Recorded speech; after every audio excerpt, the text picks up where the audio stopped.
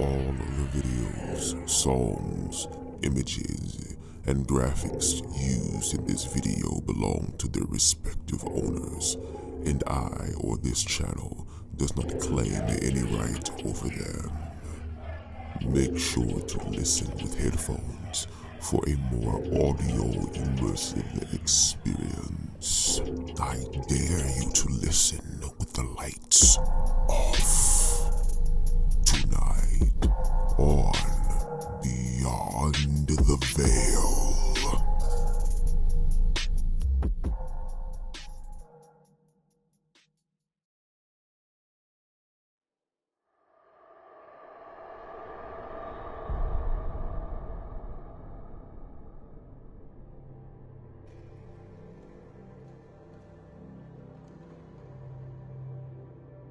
My grandfather sat in his rocking chair, holding his body rigid like that of a corpse.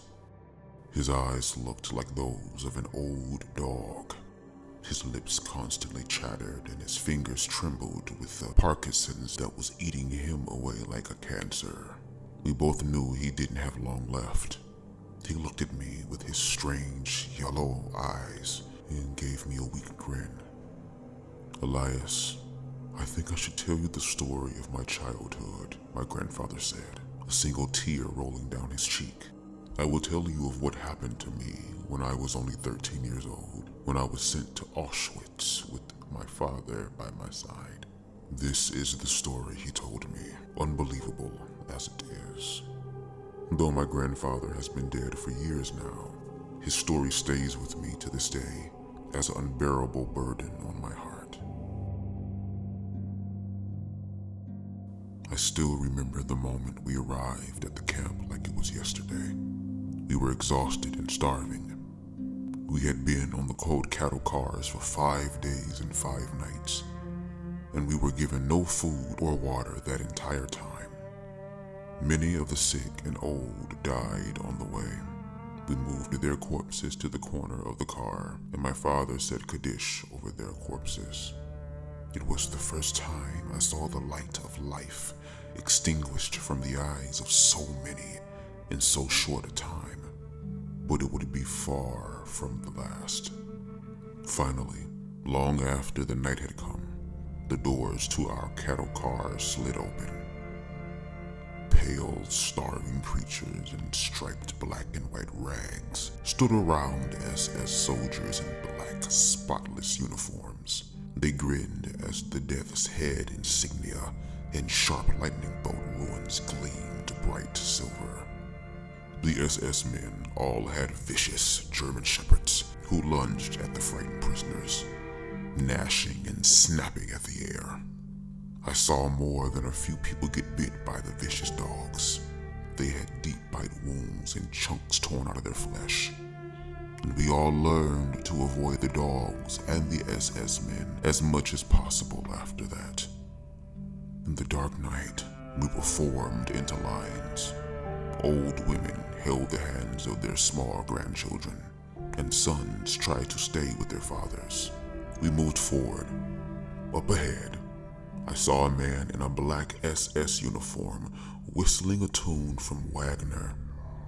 I would later realize that this man was Dr. Mengele. I tried to stay with my father, but the surging crowds pulled us apart. I didn't know it at the moment, but I would never see my father again. If I had known, would I have acted differently? Would I have told him how much I loved him? I'll never know. But his ashes rose up into the air later that night, and I saw it from the freezing barracks in that place of shadows. Someone behind me whispered in my ear, "Boy, how old are you?" 13, I said, turning to look at the strange figure, a starving man in a striped uniform. The man shook his head. "No, you're 16. When you get up there, remember that. You're not 13, you're 16. The man insisted. He was part of the prison commando that helped the SS with translating the many languages that streamed into the camp, and also helped them organize the prisoners for slave labor or death. I would never see that starving man again, but I followed his advice. As soon as I got up to Dr. Mingley, he stopped whistling for just a couple seconds. The black, cloudless sky hung heavy above us, the clouds of smoke rising up from the crematoria with the smell of burning hair and searing flesh. Dr. Mingley gave me a fatherly smile, but in his eyes, there was something as cold as frozen steel hiding just under the surface. I could see it. I could feel it in the air. I could almost smell it radiating off of his skin. It sent ice water racing through my veins.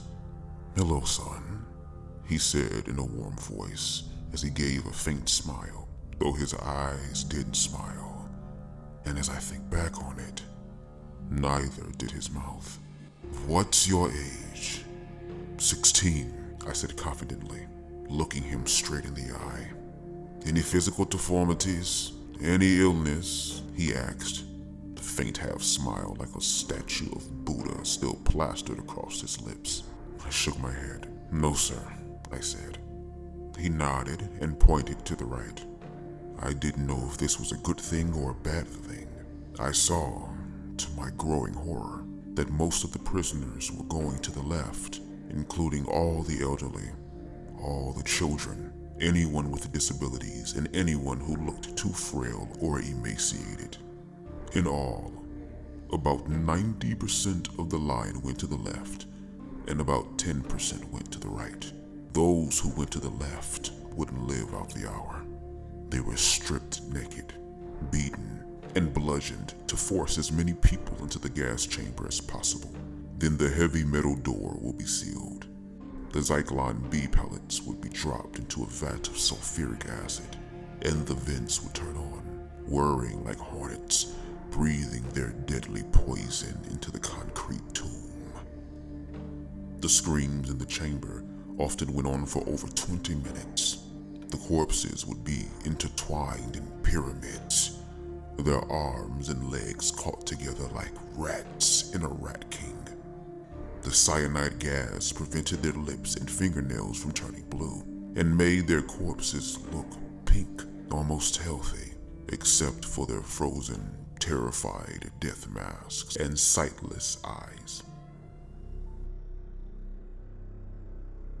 In 1944, while I was at Auschwitz, I was coming back late from a work detail in the nearby concrete factory with some other inmates. We passed through the freezing winds and whipping snows that bit like an ice pick into our bodies. There were open-air pits that belched black smoke into the air constantly. What a world we lived in, where the graveyards rose into the sky and the blackness of space descended on those below. That was the night when my faith in God finally died forever. As I would learn later, the SS had a recent shortage of Zyklon B, the cyanide pellets used to exterminate masses of human beings and turn them into ashes and fetid, reeking smoke. The advances of the Red Army had caused issues with delivering it, and the transport of children had just come into the camp. The SS men and the capos loaded these children, most of whom were no older than 7 or 8, onto the beds of 2 dump trucks, beating them with truncheons and kicking and punching them. When the crying, bloody children were finally all settled in on the back of the dump trucks, they had drivers back them up towards the inferno of burning bodies. I watched, horrified, as they slowly angled the bed downwards. The children began sliding out with horrible, wretched screams. They fell into the pit of fire. I watched their hair burn, their skin blacken and sizzle, the drops of fat melt and drip off of their shrieking lips. Some of them tried to crawl out, but the black-clad SS men went around with long sticks and pushed the half-dead, writhing children back into the scorching flames. My grandson, I tell you truthfully that this is what I saw with my own eyes, heard with my own ears, when I was only 13 years old. The screams of the burning children went on for 15 or 20 minutes. It felt like, at that moment, we stood in the center of the universe. God had died. He had murdered eternity and left us alone in this endless pit of suffering and death.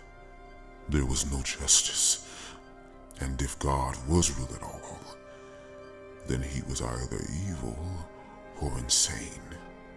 The faraway stars of cold white light seemed to turn and look down on us, all of us, the living and the dead alike. The wind whipped past us, screaming with the voices of the damned. Sometimes, late at night, I think I still hear those children screaming as their bodies burned and blackened. Is it any wonder, then, that I almost never sleep, and when I do, I wake up shrieking as mountains of pale, burning corpses flash across my mind?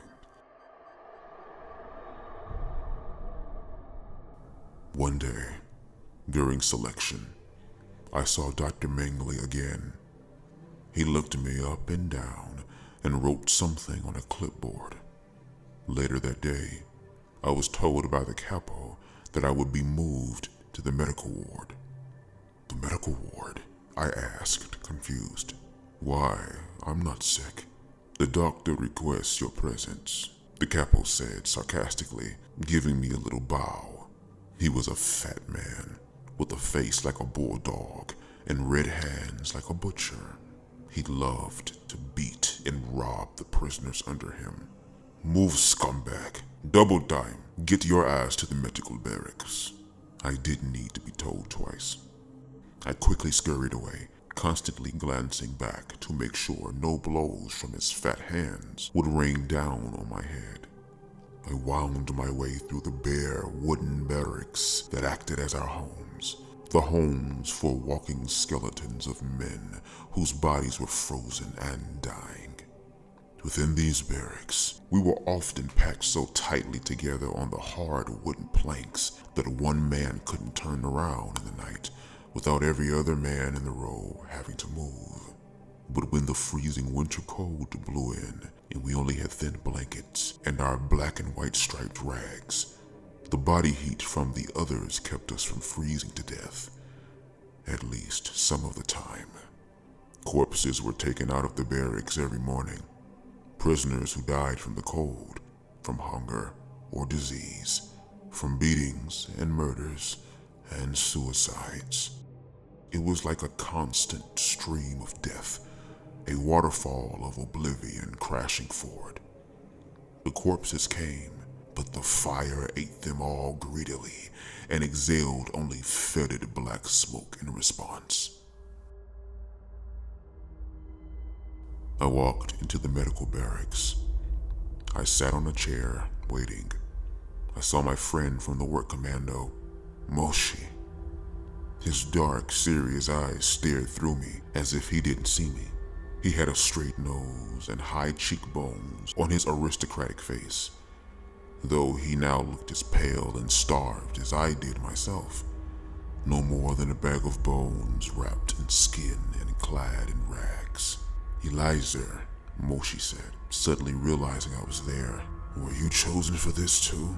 I nodded grimly, not knowing what he was referring to, but feeling in my heart it was nothing good. Nothing good ever came from this camp.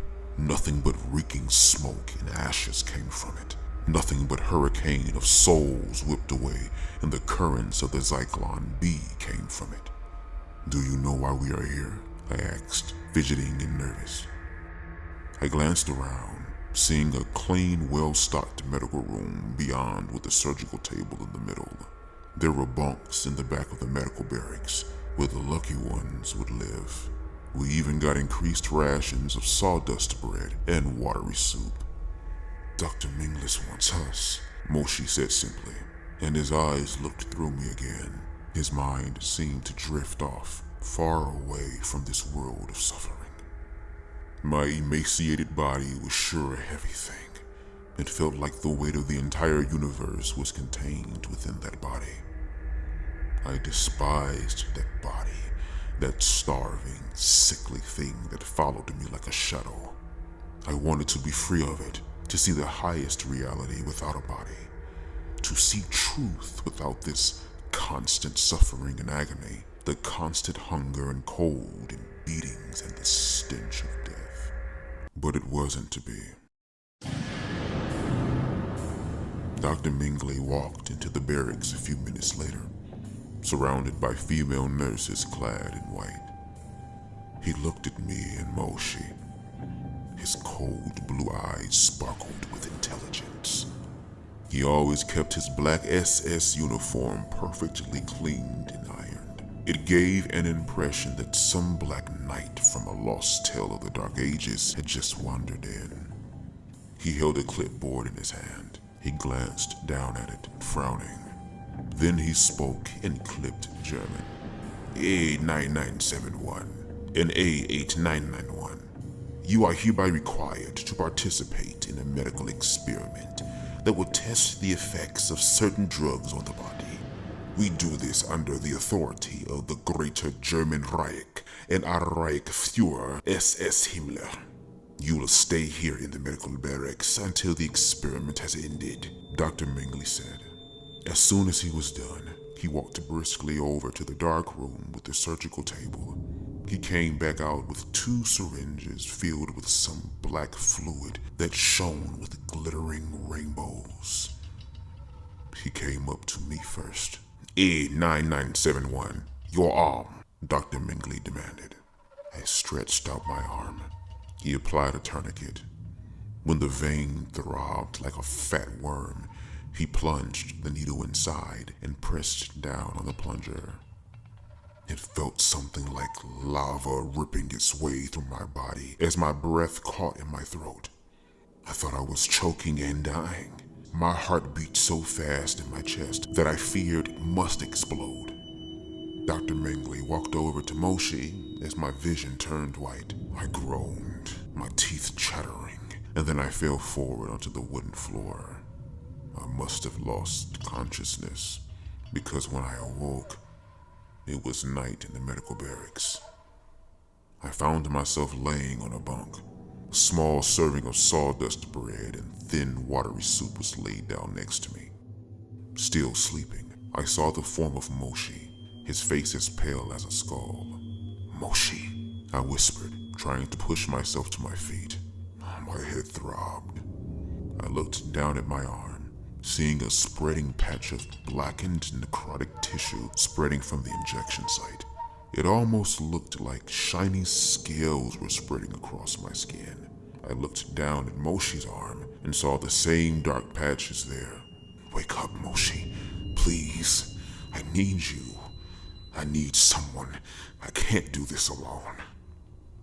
But in my heart, I knew that we were all born alone, and we all died alone. Moshi couldn't help me with anything. Even God couldn't help me here. He didn't listen to our prayers or hear the Kodesh read for the dead. He had turned his face away from us, and every dying heart there felt that great emptiness as the life was extinguished from their eyes. I shook Moshi gently, not wanting to scare him. His eyes flew open. He looked up at me, and I saw with horror that something was wrong. His eyes had become slitted and yellow, like the eyes of a serpent. He hissed at me. A thin stream of frothy blood bubbled from his throat as he gurgled, pushing himself up like a zombie. What happened to you? I asked in a panic, backpedaling away from the transformed Moshi. He looked like a rabid animal, his eyes gleaming with insanity. He came at me, and his teeth looked longer, sharper, more predatory. They looked like fangs. He leapt off the bunk, soaring through the air towards me. As he gnashed his teeth, I frantically tried to push him away. His jaw snapped together with a crack like a bullwhip. He lunged forward, and his bleached white face came down. I felt the skin on my face tear with the pain, like fire spreading through my head. He bit down on my cheek and ripped upwards, leaving a mutilated flap of skin hanging there. I felt something hot and poisonous coursing through my bloodstream. But unlike Moshe, I had not gone insane. I felt my teeth lengthening though, and my eyes abruptly adjusted to the dark. I could see every mote of dust floating through the air, see every splatter of blood on the swept wooden floors. A hiss tore its way out of my throat. My arm lunged forward, as if with a mind of its own. Sharp claws ripped their way out of the ends of my fingers as I threw Moshe off of me. He ran out into the night, hissing and wailing, his forked tongue flicking out between his bloody lips. A few moments later, I heard SS men yelling at the nearby perimeter, and then guns started firing. The banshee wail from Moshe grew louder, and the SS men screamed, their voices filled with panic and terror. I staggered out of the medical barracks, seeing Moshe clawing and biting at the black-clad form of an SS man. Two others lay dead next to him, their throats torn out, their mutilated flesh sliced wide open.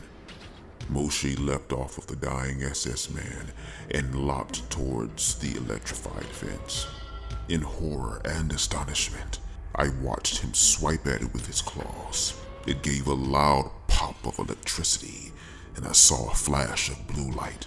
But the black scales that now covered almost all of Moshe's skin only seemed to glow brighter, gleaming like obsidian. Moshe remained unaffected. He ripped a hole in the fence as it continued sizzling, leapt over the razor wire, and disappeared into the dark forest of Poland. After a long moment staring at the bodies of the SS men, I ran forwards towards freedom as well, following the trail of Moshe. I still have my mind, however. Whatever poison Dr. Mengele had given us hadn't affected me like it had affected Moshe. But still, I noticed I was healing faster. The deep gash on my cheek stopped bleeding within minutes, and a layer of thin black scales started to cover the wound.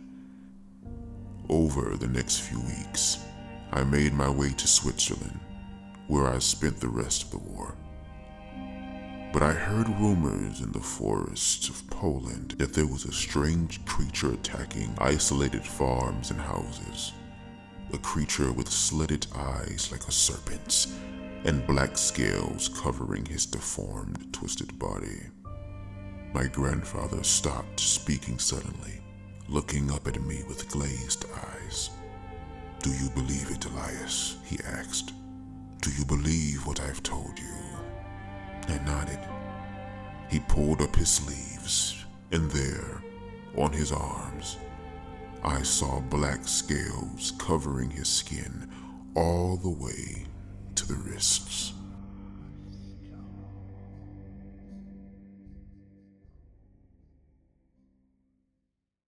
Make sure to like, comment, and share.